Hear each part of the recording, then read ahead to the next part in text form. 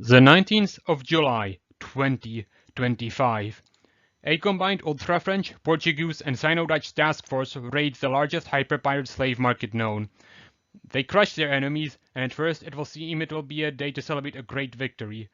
However, as the dust settles, it seems that the coalition's victory might be bittersweet. For, in an act of horrible spite, as the coalition closed in, the hyper-pirate captain rounded up every single prisoner in the market and ordered that their tongues be cut out, rendering them, he hoped, forever mute. Did it work? The victims are not entirely bereft of talking. By text, sign language, and grunts, they could communicate, but it was a half-life compared to the chatty life they had known on land. And that is where I come in. The United Nations commissioned the Arizona Land Speech Works to create a language for these people, using the few sounds still available to them. And the task fell to me, Grzegorz Orist, the newly promoted engineer. And the result of that? Behold my creation, uesɸmẽhhevé, or Eternal Talking. So, what did I have to work with on this tongueless tongue project? There is not much of the IPA left. Bilabio, labiodental, and glottal sounds. And also the bidental fricative, which officially is part of the extended IPA for disordered speech, but it occurs naturally in the Black Sea dialect of Adiga, and in addition it is often used as a substitute for the alveolar fricatives by people with hypoglossia, which my clients have an extremely severe case of. That, and just the non-pulmonic consonants, of course. So, 36 phonemes before co-articulation. Plenty to work with, right? Well, not so fast. You can't just casually slap all of those phonemes together, not with that little phonetic contrast. There's a reason that in natural languages, the only time a contrast between labiodental and bilabial sounds is ever found is in the fricative, such as in eve. And no, you snooty new Atlanteans, I do not consider the monstrosity you created natural, you crazy Oh, also, I don't know how to make implosives, so I'm not using them. Never conlang with phonemes you can't handle, kids. And on top of that, this particular scenario posits some unique psychological concerns. Most notably, years of exposure to hyperpirate so-called sea shanties has made all these poor people tone deaf. So this language cannot be tonal, and you can forget about any creaky-voiced, breathy-voiced contrasts. Long story short, uesɸmẽhhevé has these consonants: m, p, p, b, f, v, v, v, f, h, v, p, and brr. You will notice that outside of the fricatives and the trills, the labial consonants don't have an exact place of articulation specified. Instead, they assimilate in bilabial or labiodentalness to the consonants they are clustered with, which is very naturalistic. Affricates and voiceless aspirated consonants exist, but they are analyzed as clusters for bookkeeping. Also, the approximant is a special case and only exists in uesɸmẽhhevé's underlying representation, and in practice surfaces as roundedness on the subsequent vowel, leading to the letter U being called the roundedness marker. uesɸmẽhhevé's vowels come in an unrounded and a rounded series. E, u, Among tongue speakers, the place of articulation for the vowel is unspecified. The use of the open mid-central vowel is a convention, since it is a fairly neutral tongue position. The open front vowel would be the closest approximation of the sound of a tongueless person, but using that is considered condescending. The nasal vowels are conventionally middle length, but are not strictly specified for length. I did not want to make it too hard for learners. I know it seems simple to us, since most of us grew up learning sepo, ro, or thro in school, but moving one's velum with precise timing can be tricky to learn. Now to glue these phonemes together. The phonotactics are CC, UV, MC, with a bunch of asterisks, mostly pertaining to the two consonant onsets. You cannot have a voiced consonant followed by a voiceless one. Consonants cannot differ in voicing only. Labiodentals don't cluster with pure labials or dentals. Ejectives are only in the onset and don't cluster with pulmonics, and some other minor restrictions. Everything is summarized on this chart, showing the valid onset clusters. In short, with 80 onsets, 6 vowels, and 25 codas, uesɸmẽhhevé has exactly 12,000 valid syllables. And who said we had a shortage of sounds? We have our sounds, now we need to agglutinate them into a grammar.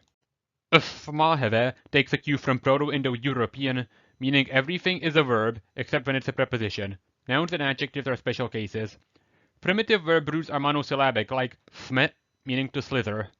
More specific roots can be made by directly combining two roots, like pefpuff, meaning to sting. Combining more than two roots is discouraged, but this German-style excerpt from an uesɸmẽhhevé fishing code is not strictly ungrammatical. Also, roots are mildly sound-symbolic, which is industry jargon for I assigned phonemes to meaning based entirely on vibes. To make words, an uesɸmẽhhevé verb has up to 7 morpheme slots. Of these, the root and person number marker are always mandatory. Going through them in order. The prefix is just an affixed preposition, usually one of direction. They are used for word derivation, sometimes abstractly, such as downbreak, meaning to ruin. They are typically short, with either onset or coda null. The negation marker occupies a separate slot, but otherwise it's just a short meh prefix, nothing special. The person nominal marker is the most prominent morpheme because it determines whether the verb is a verb or just a noun/adjective. In addition to the classic 3 persons plus number, there is also a verbal noun marker that comes in singular and plural for things that do the verb. Note how plurals are rounded and end with voiceless sound, while singular is unrounded and usually ends with voiceless. Nice symmetry. Finally, there's the abstract noun marker, fma, that conveys the abstract idea of doing the verb. It's versatile, its uses including marking participles and infinitives, being the lemma form that an uesɸmẽhhevé speaker will tell you if you ask what the word for an action is. For stative verbs, the abstract form also creates uncountable nouns, distinct from the plural, such as a large but specified amount of meat versus the abstract idea of meat. The passive marker, brr, turns I bite into I get bitten, the biter into the bitey. Not too special. Important to note is that for stative verbs, the passive marker means being made to take on a quality. For example, I am high up becoming I am being raised. Literally, I am being made to be high up. The key split in uesɸmẽhhevé is future versus non-future tense, and non-future perfective is past. This is basically the famous Hopi system, though most of you should be familiar with it. The interesting part is how it works on nouns. This marker lets you give more information on how and when the noun does the verb. Since most thing doers do the thing nomically or habitually, the distinction is weak on nouns, so for those the marker may uniquely be omitted for brevity. Including the meh or he anyway emphasizes the eternality, gnomic, or lack of, general imperfective, of its function. An example of a past tense noun is propomfbe, literally done being solid things, which is typically used for wood that's too rotted to be structurally sound anymore. Finally, the case valency marker was my attempt to shoehorn case marking into also being verb morphology. The 4 morphemes have names, but really it's easier to consider these as 2 different set of morphemes that happen to be identical. On nouns, they mark the 4 grammatical cases.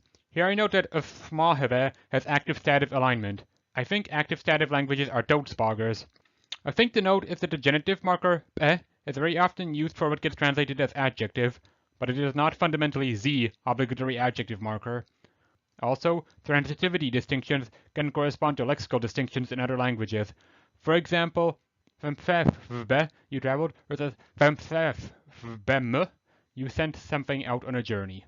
One last bit, pronouns. I admit I sort of shoehorned them. They can be considered verbs with a null root.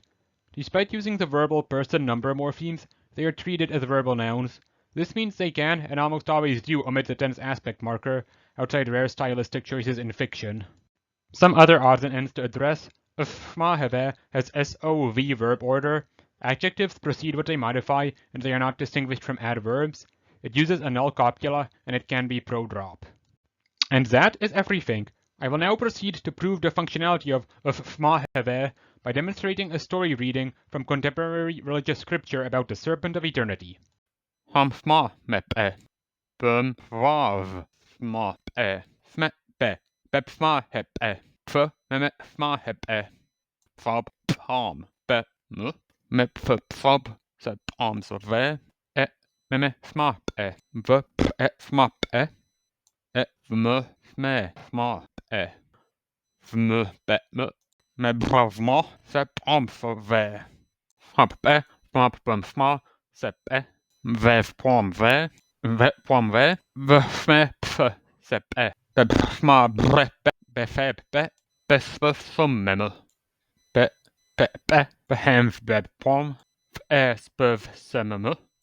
uesɸmẽhhevé, uesɸmẽhhevé, uesfmẽhhevé, uesfmẽhhevé, uesfmẽhhevé,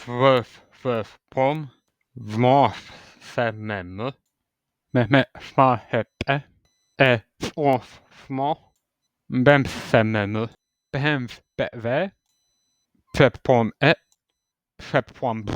uesfmẽhhevé, uesfmẽhhevé, uesfmẽhhevé, uesfmẽhhevé, uesfmẽhhevé, uesfmẽhhevé,